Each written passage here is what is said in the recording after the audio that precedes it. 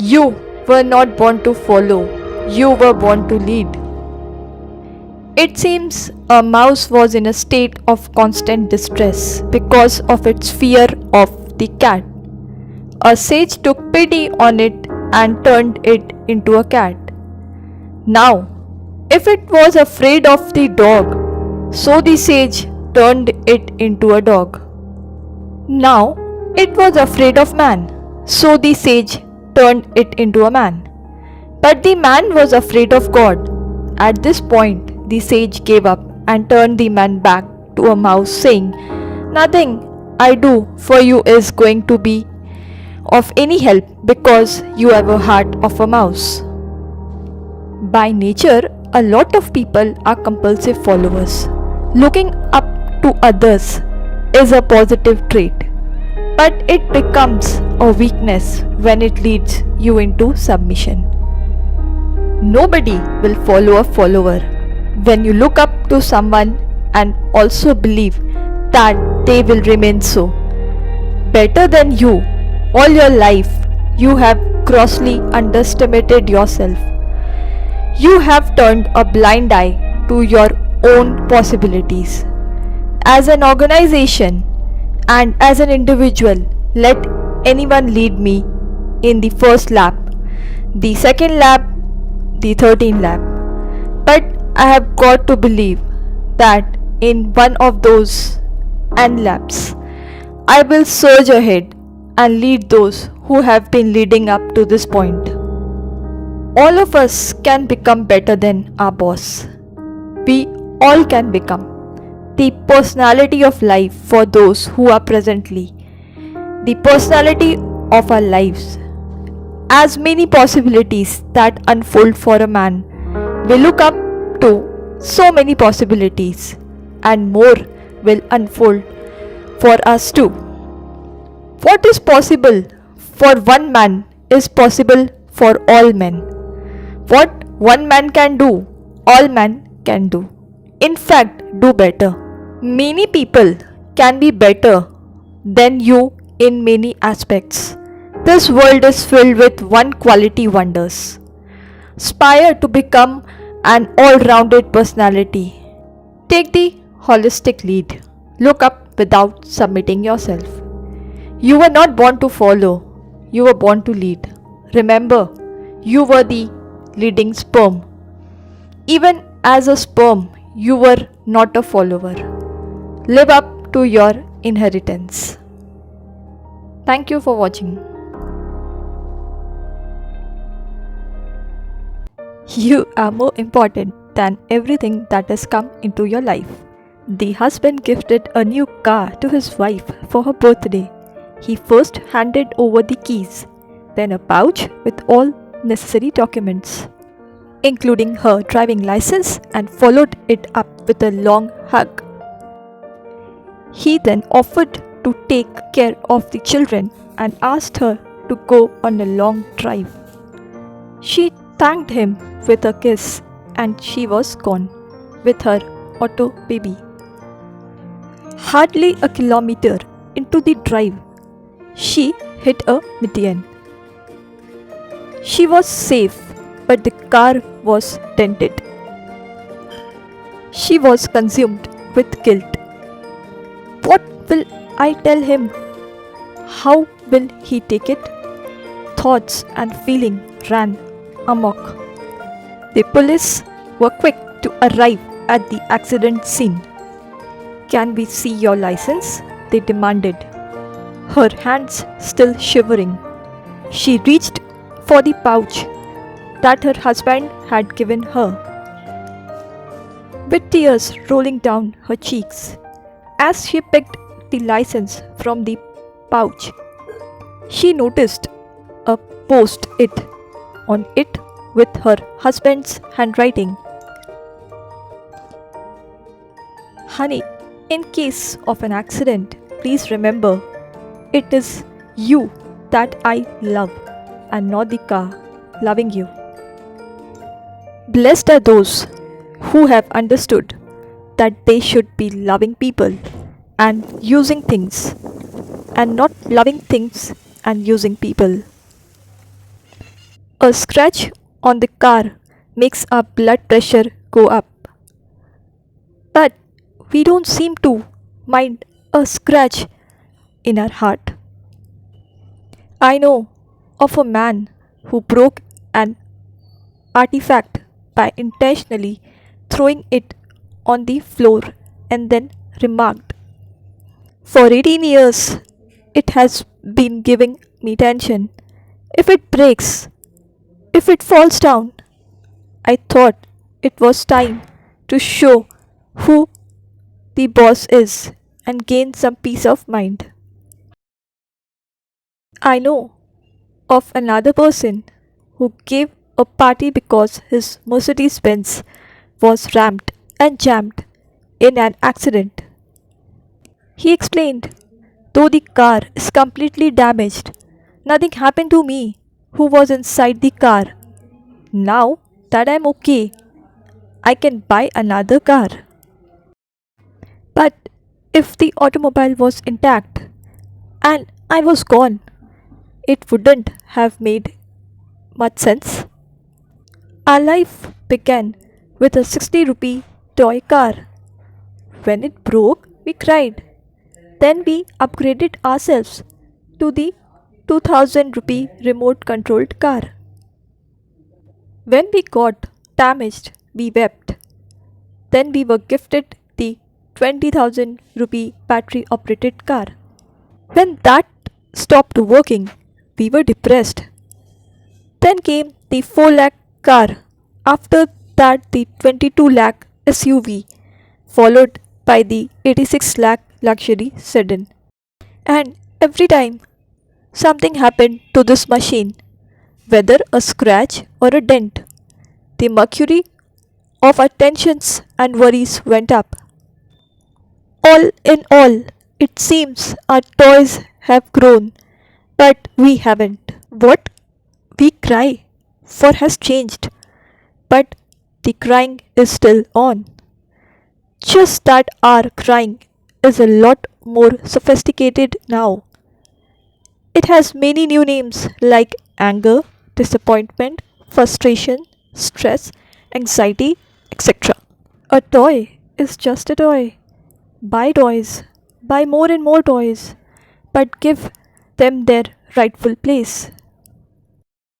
They are just there to be useful to you, to make your life comfortable, and to entertain you. Don't ever waste another drop of your precious tears for a toy, no matter how dear the toy may be. After all, you are the dearest of them all. Pampering weakens you, love creates you. It seems the need to be pampered rather than the need to be loved is the greatest craving. What is the difference? To a lot of people, being loved means their loved ones should always be soft with them, always agree with what they say, never complain or criticize, never push them beyond their comfort zones. Basically, leave them as they are and not show any signs of wanting to change them. Pampering is love me only the way I want to be loved. Love is not love that pampers. Love is love that makes a difference. Pampering weakens you. Love creates you. No man is perfect. There is endless scope to improve. Except those who love you. No one else cares about whether you improve or not. In the name of tolerance, pampering will leave you with your imperfections. Even at the cost of hurting your ego, love will give you feedback to make a difference to you. Pampering works on your ego, love works on you. No man can always be right. In the name of acceptance, pampering will make what's not okay look okay. Love will act as a mirror and reflect you to you, not as you want to be seen. but as you truly are. Pampering is a mere facade, wanting to appear nice. Love will take the risk of being mistaken and yet be a constructive critic. The motivation levels of most people are low. You need someone or something outside of you to push you. Pampering will sinfully leave you in your low performing comfort zone. Love will even dare to risk the friendship to create the friend. To demand, give more of yourself to life is an intense expression of love. You cannot be left as you are. That which does not change does not grow. The call to awaken one from his slumber is pure classic love. Pampering is like boozing. It gives you a joyful evening, but nothing about you will change. Love is like meditation. It may seem like nothing is happening, and yet everything about you will change.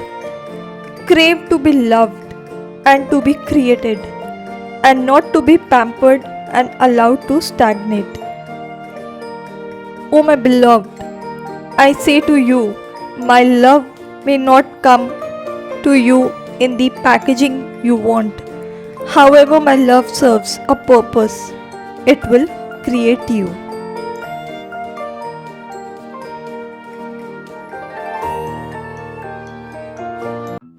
Your most precious resource is yourself. Are you using yourself enough? Japan decided to venture into manufacturing steel in the early 1960s. The two fundamental raw materials required for manufacturing steel are iron ore and coal, neither of which was available in Japan. But Japan knew where it could import these raw materials from, where they were available in abundance, and it also knew where to export its finished steel, where the demand was great. The result, by the late 1960s, Japan became the largest exporter of steel in the world. In less than a decade, an industrial revolution happened. How? Better resource management. Let's say it costs 10 rupees to produce a product and it is sold at 11 rupees with a profit margin of 1 rupee. One way of earning an additional rupee of profit is to generate another sale of 11 rupees, which means sales have to be increased by 100%. Another way is to find out how the product can be produced at 9 rupees, which means that the additional profit of 1 rupee can be earned with 10% improved production efficiency and the same amount of sales. No, I'm certainly not advocating cutting corners or compromising on quality, but screaming better resource management. In most startups and medium sized business units, the cost of their money, interest paid on borrowings, eats into their profits. When you audit their functioning, you realize that the problem isn't the lack of funds, but pathetic and insufficient fund management. Inefficiency in generation of cash flow and recklessness in managing cash overflow lead them into crisis borrowing at higher rates of interest, thus eroding their profits. Year after year, there is an increase in turnover, but inexplicably it doesn't translate as increase in profits. At the same time, observe well managed and efficiently led giants of organizations. Every year, they show growth in both turnover as well as profits. How? Better resource management. Indians cry that population is their major problem. What has the world done about it? It has seen that the same population as a source of efficient manpower at a lesser cost. The world has outsourced so much of their operations to India and improved their profitability. Better resource management. By luring multinationals to set up their operations in and around Dubai. Dubai has turned its barren deserts into an economic hub. Better resource management. It's not that you don't have time, it's about managing the resource called time efficiently. It's not that you don't have enough space. It's about managing the resource called space efficiently. It's not that you don't have enough money and hence you are not rich. It's about managing the resource called money. The little there is efficiently enough to become rich. Without iron ore and coal, Japan was able to become the largest exporter of steel in the 1960s. Without nothing, Japan produced something. Then we have got to believe that with something, everything can be achieved.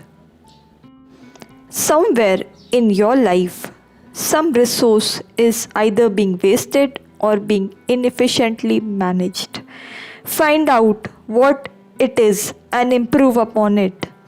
Of course, your most precious resource is yourself. Are you using yourself enough? Life has sent a teacher disguised as experience. Our maturity is always one leg below every new experience we encounter in life. The very purpose of life's experiences is to give us that maturity. But then, with every experience, it isn't just the bar of a maturity that gets raised a little, even the bar of challenges we face gets raised. Thus goes the upward growth spiral of life. It is immaterial how knowledgeable we are, or how much of life we have seen, or if we are the very best in what we do, even if we are an encyclopedia on life. A fall, a trip, a slump is always around the corner. Life always intrudes to disturb the flow, the rhythm. But remember, on the totem pole of growth, a failure in the 10th grade is still higher than a pass in the 8th grade. A just miss in an attempt to scale Mount Everest is still a leg higher than making it to the top of the local hill. The higher the maturity, the higher the challenge. That's how life molds man. Life isn't a journey of going 2 steps forward and 1 step back. That happens only when man lives his life without awareness, without learning from his experiences. A man whose awareness coaches him to learn from every experience lives as though he is on a trampoline. He rises to fall and falls to rise. But the rise after every fall is even higher. Both his maturity and the level of his challenges are raised to the next higher leg. What is the reason for your success? Good decisions. What enables you to make good decisions? Life's experiences. How do you gain life's experiences? Bad decisions. On the trampoline of life's experiences, I keep growing experience by experience. Every experience either gives me what I want or it gives me the awareness why I didn't get what I want. The next time a setback disturbs your centeredness, just remember life has sent a teacher disguised as experience to help you raise the bar of your maturity. Let your awareness help you to not only mature out of that experience but also regain your centeredness. Get ready for a higher challenge. We mortals have to fall to rise. The blessing being that we always rise a little higher. Thank you. If only I had known that the end would be so beautiful. He fractured his leg in an accident. It hampered his mobility and confined him to bed for several months. He was holding a good post in a leading MNC, which now was a thing of the past. An aged mother, who should be taken care of, was now taking care of him. Terrible days. No, not all that terrible. This period gave the immobile soul unlimited time at his disposal. He made a brilliant choice. He gave all of it to reading. He nourished his inner being with some classic wisdom from thoughts of great people frozen in books. It was also the time when he developed a spiritual connectivity and realized that he should put his life on a purpose. Everything about his life changed, and it changed forever. Today, he lives his purpose. Today, his life is spiritually aligned. Today, his life can be differentiated as before the fracture and after the fracture. In one of the pages of his diary, he wrote, "If only I had known that the end would be so beautiful, maybe I would have enjoyed it from the beginning." I ask of you, would a loving parent ever give a child a story to read that doesn't have a happy ending? For all that the Atma endured, we know him as the Mahatma. For all that she braved, the erstwhile school teacher who revered as mother. In bearing the cross, he became a symbol of hope. Though born in prison, he lived as the Lord of Faith. It seems that the end is always beautiful. There is always a bigger picture, way beyond our finite comprehension. What is life without twists and turns? What is life without suspense and surprise? Call it tough times, call it testing times, but a time will come when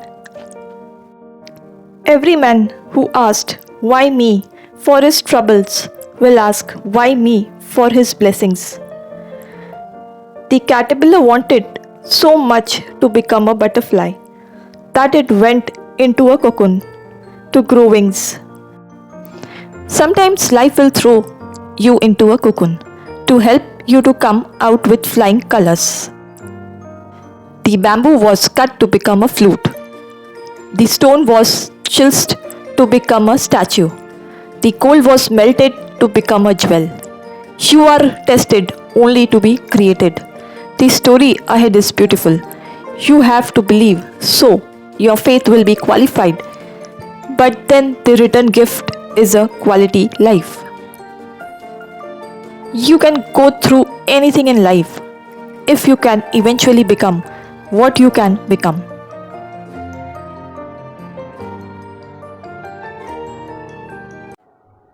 Life will not postpone our death, so let us not postpone our life. What causes management stress? It is caused by the gap between when a thing should have been done and when it was eventually done. What is technology gap? It is a better way of doing things that has already come into the industry, but you are yet to implement. If what has to be done has to anyhow be done eventually, then why not do it today and save the stress?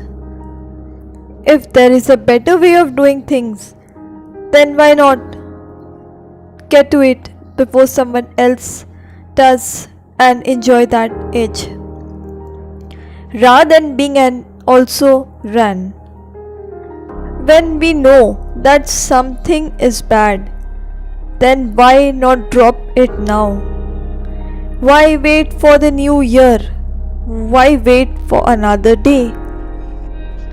Do you want to deliver world class quality from this very moment?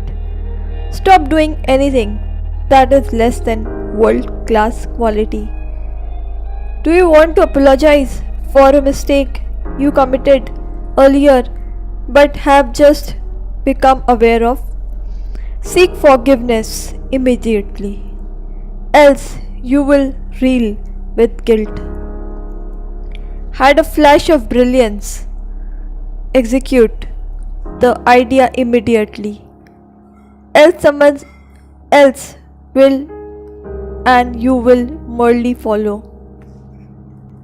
Fools and wise men do the same things, but at different times. Wise men do it at once, and fools do it at last. Live as if tomorrow is today. We understand the importance of health and fitness, but postpone our efforts in that direction. We realize the importance of financial planning and investment, but procrastinate taking the initiative in that direction. We comprehend the importance of our board exams, but push our preparations till it becomes a crisis. We find pushing papers into the pending folder the most convenient option. All stress and tension in life is nothing but the accrual of psychological pressure caused by the gap between when something should have been done and when it was eventually done. Procrastination is the most certain way to shorten one's lifespan. Postponement is the signature of unachievers. Life will not postpone our death, so let us not postpone our life. There is no such day as one of these days. Today is the day. If tomorrow comes, I will tell tomorrow, I have done it yesterday. Thank you for watching.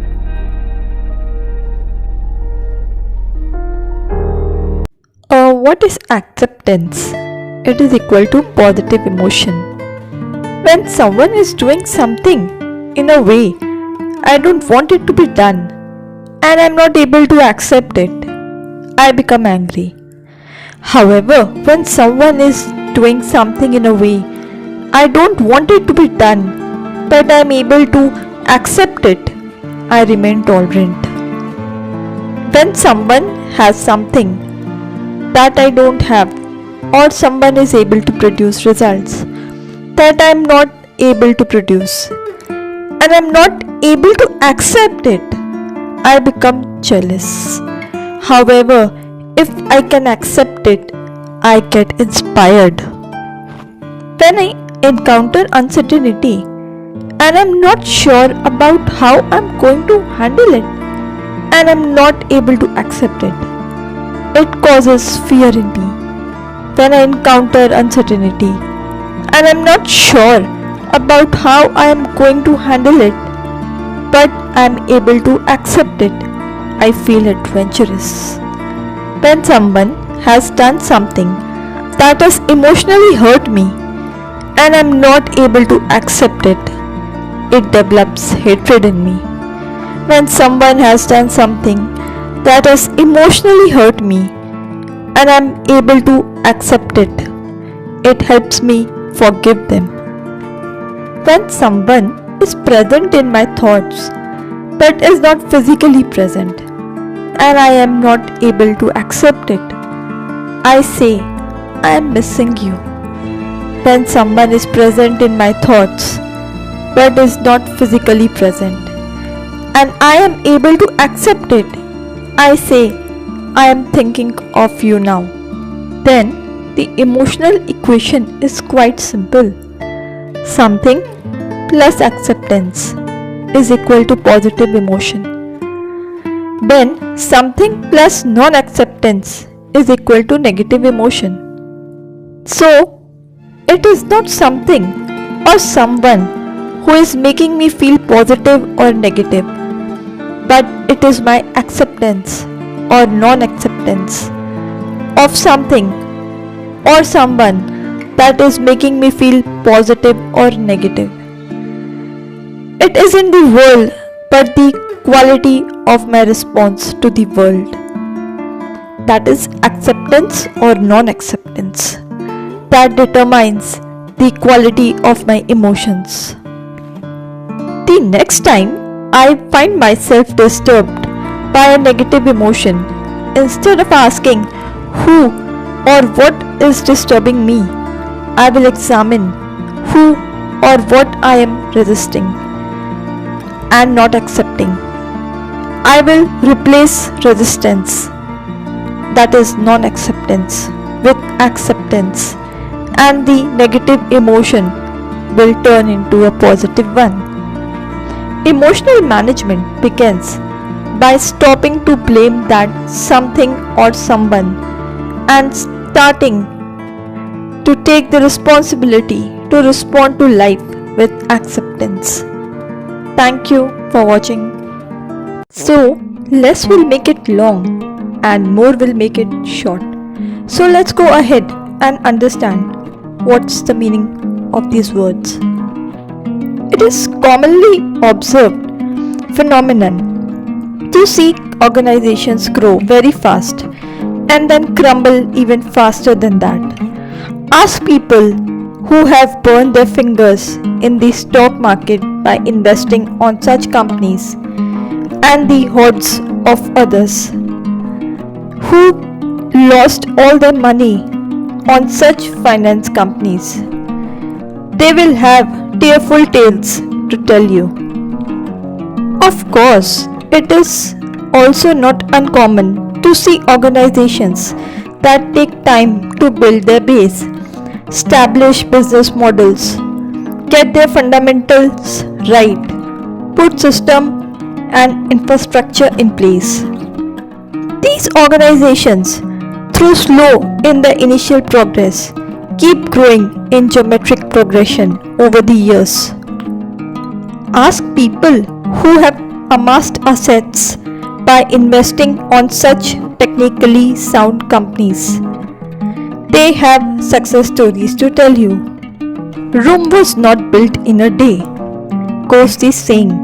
If Rome was built in a day, it would have fallen the next day.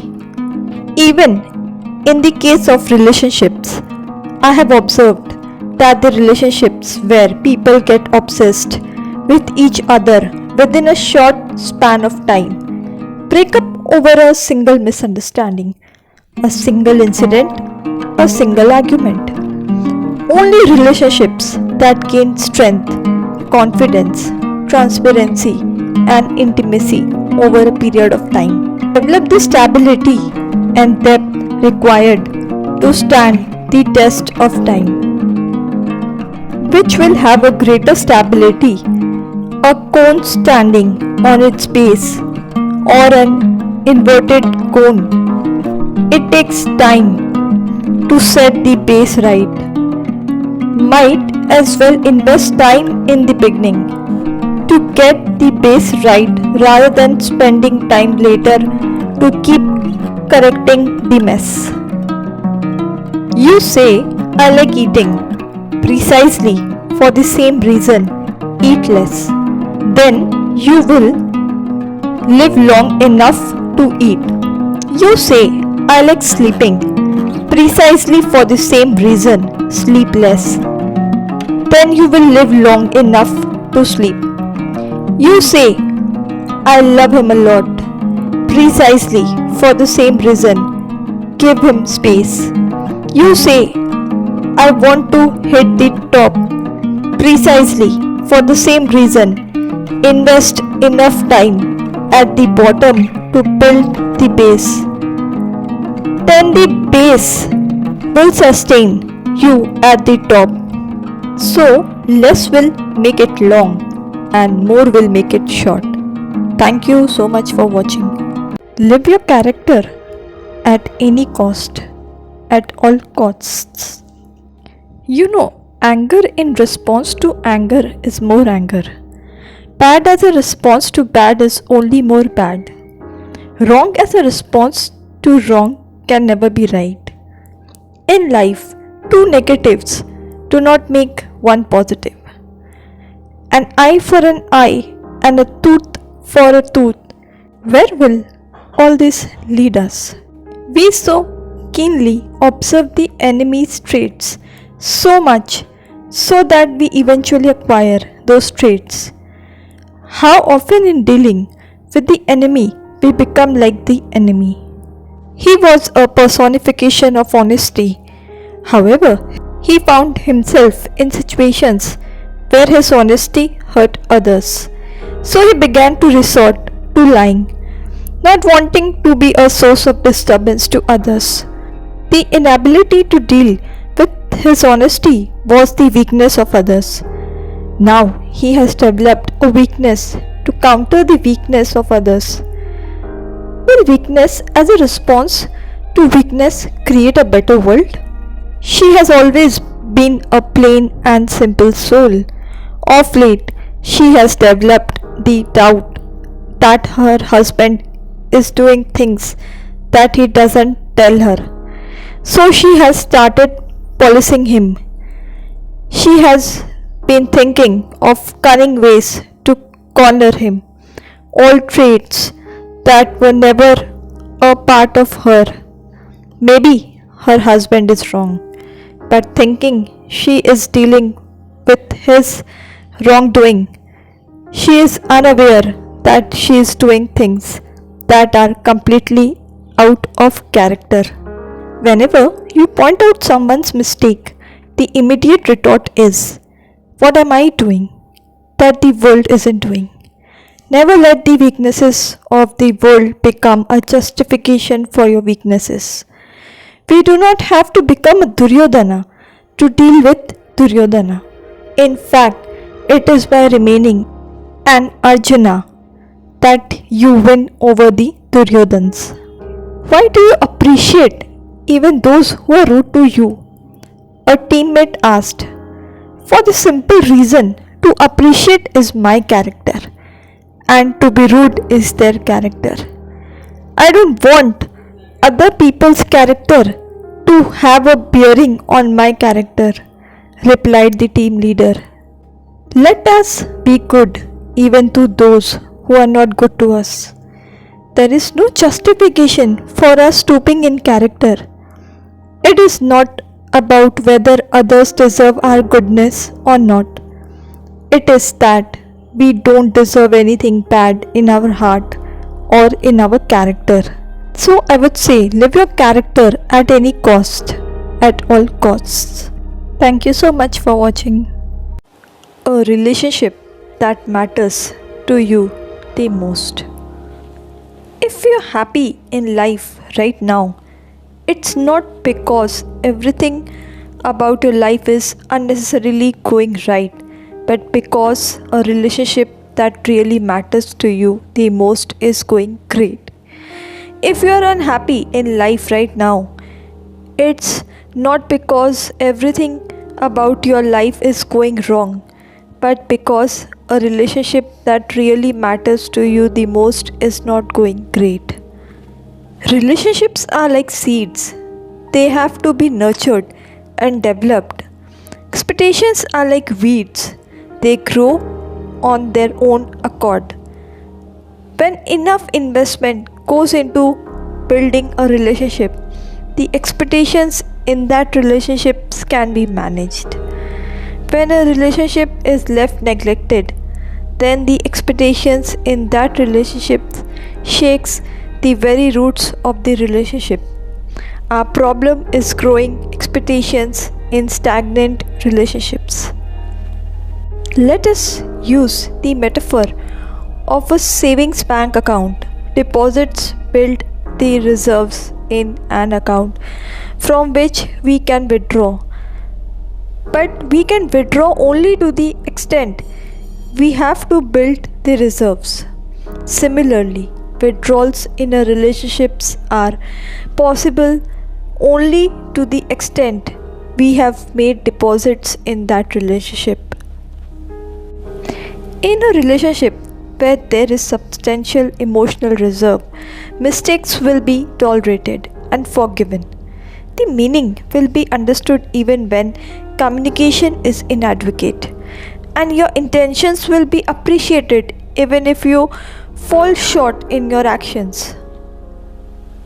In all, the relationship will be a good because you are considered good, and you are considered good because of the deposits you have made to build the emotional reserves in that relationship. However, there are some relationships which are taken for granted. The permanence of the relationship is assumed, and nothing is done to nurture the relationship. Expectations continue to rise, but the investments needed to build the relationships are not made with the same continuity. The emotional reserves are withdrawn. In such a scenario, you will be held an offender to every word you speak. Every move of yours will be judged. Verbal battles and slammed doors will become regular occurrences. Neither will your actions be appreciated nor will your intentions be respected. Such a relationship is like walking on a minefield.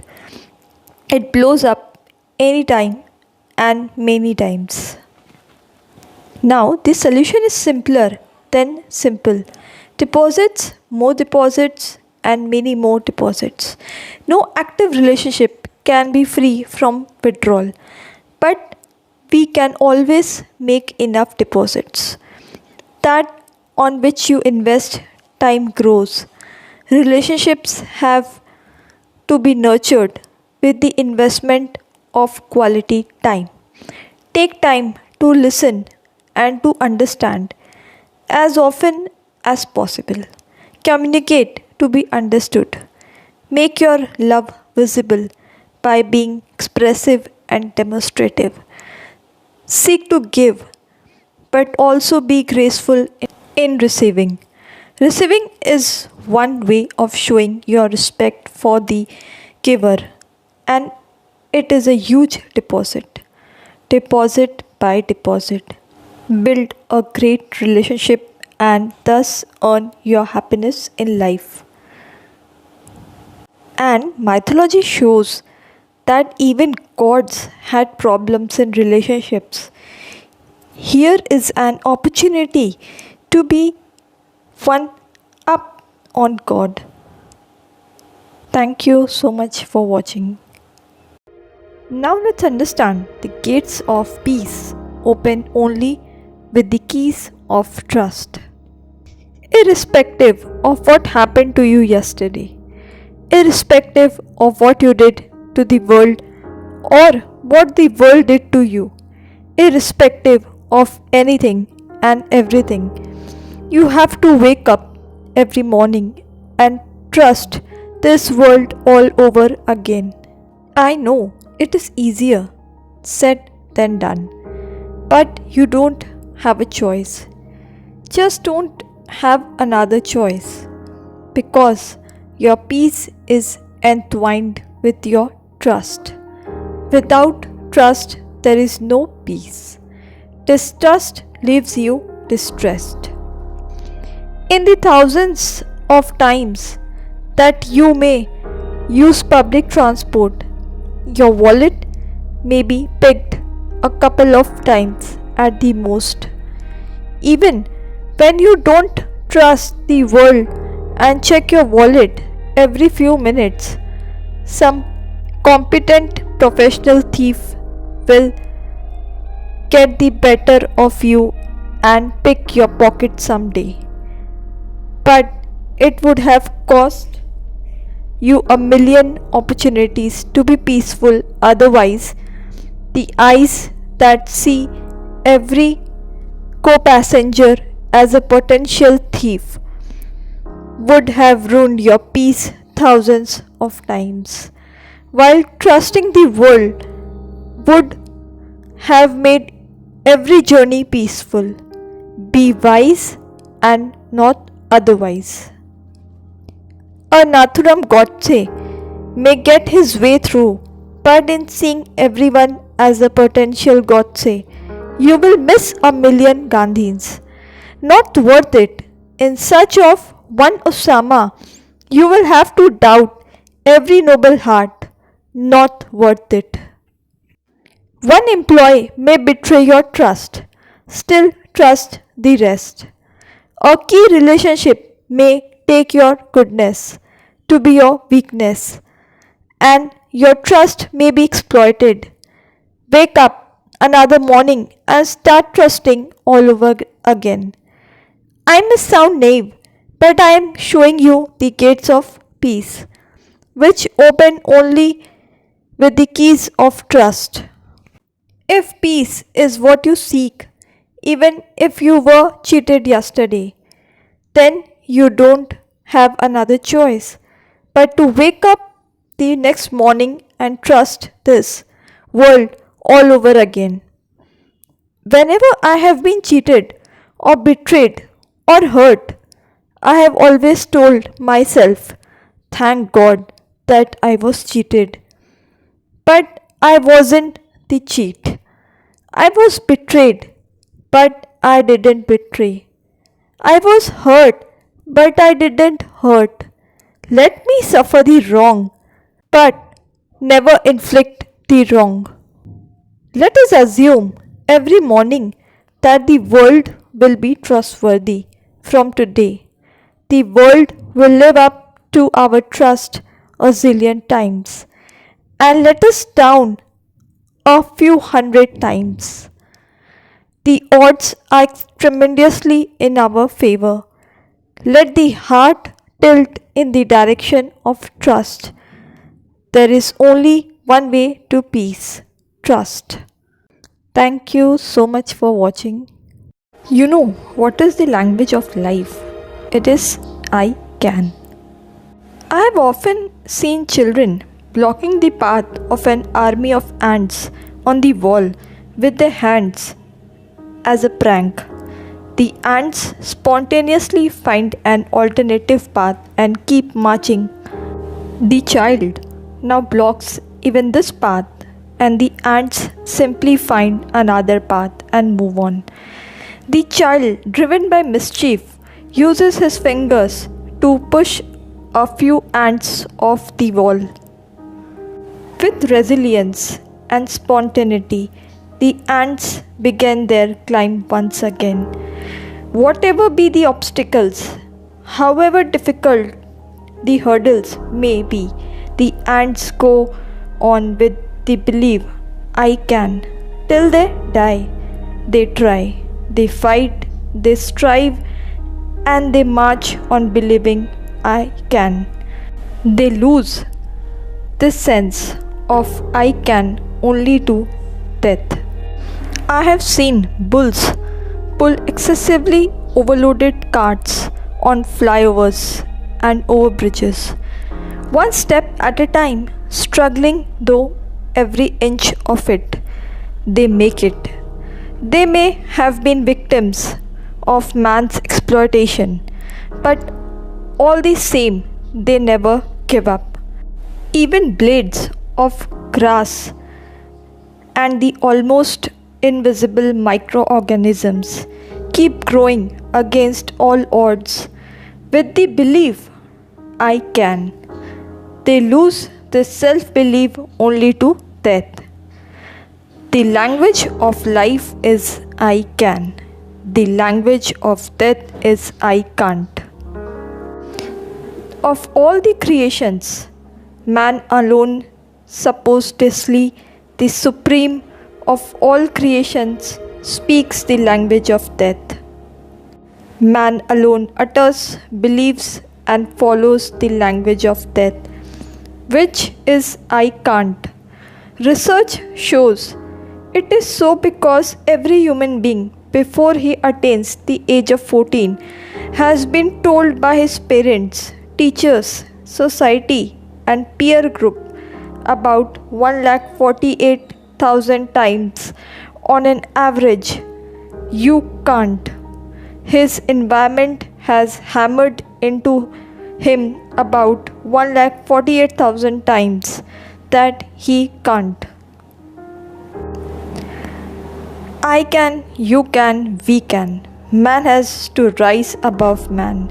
Man has to renounce the language of death and embrace the language of life. I can drop, I can't. I have to drop, I can't. I will drop, I can't. So what if I have been told I can't 1,48,000 times? I have over 1,48,000 human beings in the history of humanity who have shown me that I can. I have every form of life to inspire me into believing I can. The voice of life is gradually growing louder and louder within me. This is death to the voice of death. Let us have total faith in ourselves.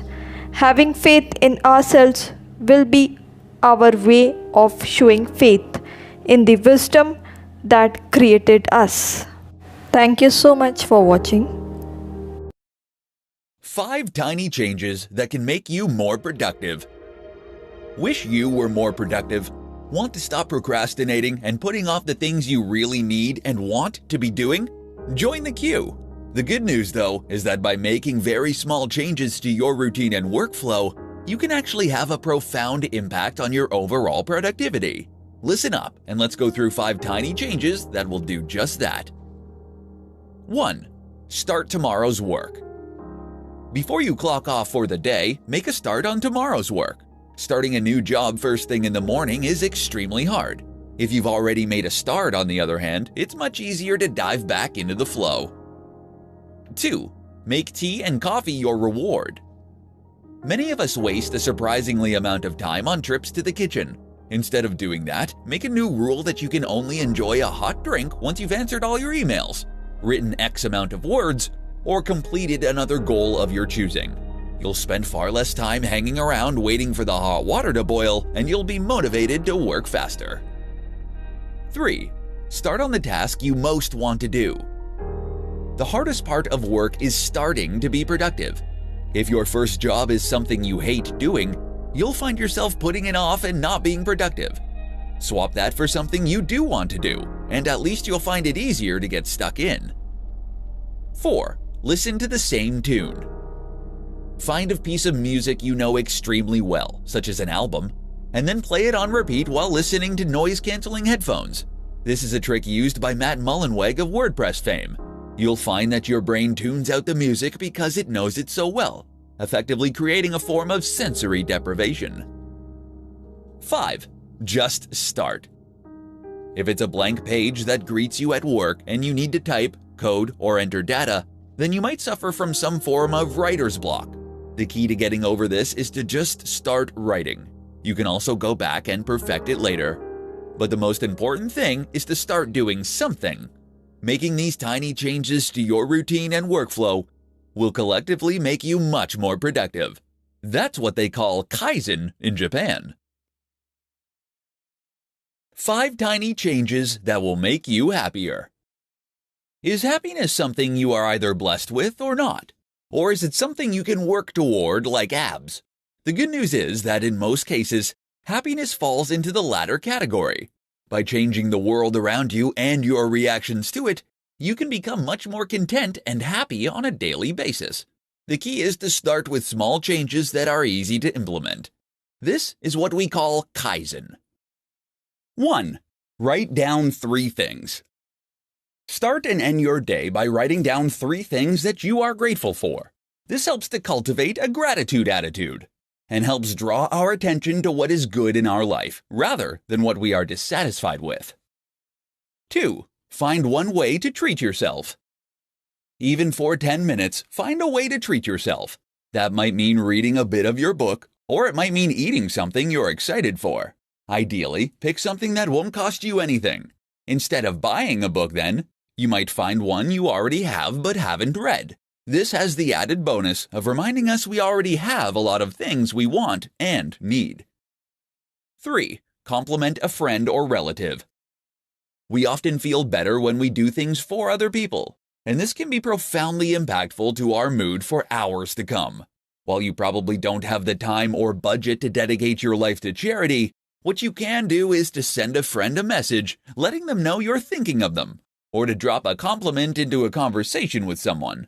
Watch their reaction, it's highly rewarding. 4. Place a picture of your family by the bed and put the TV on in the morning. Reportedly, humans evolved living in small tribes, and that is the setup that makes us psychologically happiest. Most of us are very isolated today, which actually leads to feelings of loneliness and sadness. 5.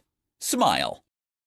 Smiling more is something that can make you happier through a psychological process called facial feedback. In short, our mood changes to match our expression. Smile more, and you'll also make those around you happier.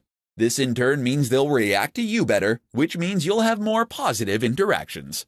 Next time you're at a cashier, try giving a big warm smile to the attendant. It's small and free, but it makes a big difference for them and you.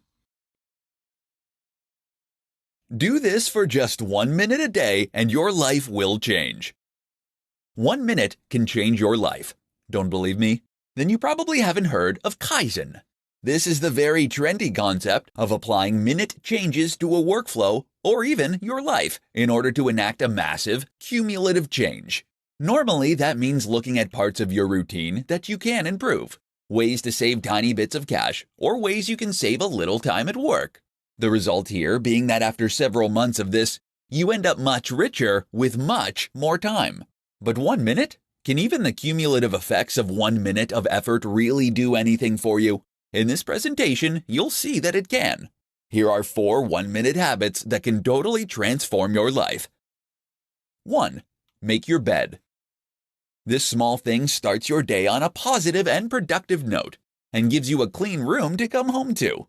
It's ideal for training yourself to adapt good habits. 2. Talk to a stranger. Who knows what you could learn from a random person in 1 minute if you strike up a conversation? Moreover, practicing talking to strangers will make you more social, charismatic, and persuasive. And that's a game changer. 3. Run. Yes, running for 1 minute actually has been shown to have major health benefits. You're not going to lose a ton of weight, but it will strengthen your bones through minor impacts, which in turn can prevent age-related decline. 4. Write down 3 things you're grateful for. Many of us have so much to appreciate in life, from our physical possessions to our loved ones to our health. Yet we spend so long just longing for the things we don't have. So write down 3 things you're grateful for every day. This will redirect your attention to those things, such that you feel happier and more content all day long.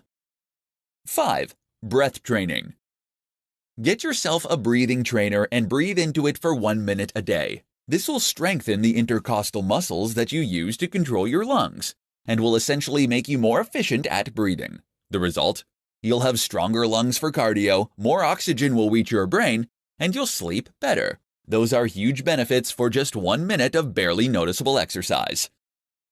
So then, it turns out that 1 minute really can change your life. Imagine what you could do with 5. How to get rich by saving tiny bits of money. Kaizen is an approach to business and self-improvement that involves making small changes over a long period of time that will ultimately add up to having a large impact. This makes a lot of sense when it comes to saving money.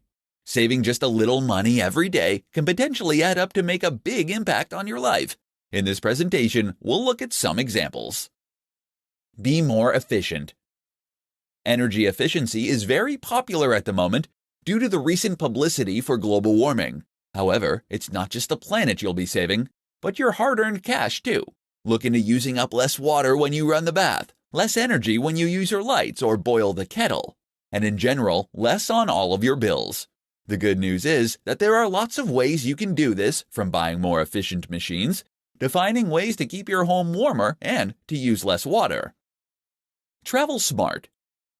We spend a lot of money traveling, and often that money is spent unnecessarily. There are many ways you can cut down on these regular expenses, however, from choosing to cycle or walk places to going in groups on a coach so that you can split the cost to using less petrol when you drive. Sell stuff. Look around your home at all the things that you have that you haven't used for months or even years. Ornaments in boxes, old DVDs, old CDs, and the chances are that most of this stuff you won't use again for months or years either. So sell some. Okay, it's not really saving money, it's making it. But if you think of this as making back some of your daily expenses, then it's really a good way to improve your ratio and keep your bank balance happy. Save your change. People waste so much change, it's unreal. And if you kept all of it in a little pot of some sort, then at the end of the month or whenever, you'd probably be very surprised to see just how much you'd held on to. Use coupons. Coupons are a fantastic way to get the same things, but for less money. And there are all kinds of things you can get coupons for if you go to the right site. Then, of course, there are other cheaper alternatives to buying normally, such as getting things on offer, buying used, etc. Make a budget. Having a budget works wonders for your overall finances because it ensures you're able to stick to a specific amount of cash each day, which will help you to then know precisely how much cash you'll have at the end of each month. Surprisingly, just having a budget will help you to save money, and especially if you keep track of your spending too. The key then is to automatically transfer all these little savings into a savings account every month and keep assessing your budget and looking at more areas where you can save a little more without impacting on your quality of life. Small things you should stop doing right now. Kaizen is the process of continual improvement. It means doing lots of small things that take little time or effort, so that they will eventually add up to have huge benefits over time. A simple example is saving $1 a day, so that you save $365 over the course of the year. But Kaizen isn't really the same thing as the tiny habits movement that is also popular right now. It's actually about becoming more efficient through tiny tweaks of your workflow and processes. That means it also includes things you should stop doing. Here are some tiny things that you should stop doing right now, which will have huge benefits to your happiness, health, productivity, and more. Listening? Great. Stop obsessing over negative thoughts.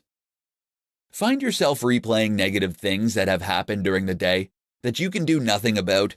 Then just remind yourself next time to change tune and think about something else. Not only is this a waste of time, but it puts you in a negative headspace. Stop getting coffee and tea repeatedly. There's nothing wrong with tea and coffee. The problem is when you use getting tea and coffee as an excuse not to do any actual work. Keep an eye on how many trips to the kettle you're making. Stop apologizing. If you're one of those people constantly apologizing for everything, then this is the habit to cut out. Apologizing makes you appear guilty and actually makes other people feel resentful in many cases. Learn to cut this habit out. Stop getting on your phone every 2 minutes. If you get your phone out every time you go to the bathroom, every time you're in a queue, and any time you wait for your computer to load, that's something to fix. Try switching to a black and white screen, and you'll find yourself instinctively get it out less. Stop watching junk TV. It's actually not harmless. It puts you in an unproductive, uncreative headspace. Watch something stimulating and interesting, and you'll feel much better. Stop spending money on unnecessary subscriptions. If you haven't watched Netflix in the last month, then you can get rid of it. There are other ways to enjoy an evening if you're ever stuck. And the same goes for that gym membership you never use. You'll save a lot of money, and it takes 2 minutes or less. If you like this video, please like, share and subscribe our channel. Thank you.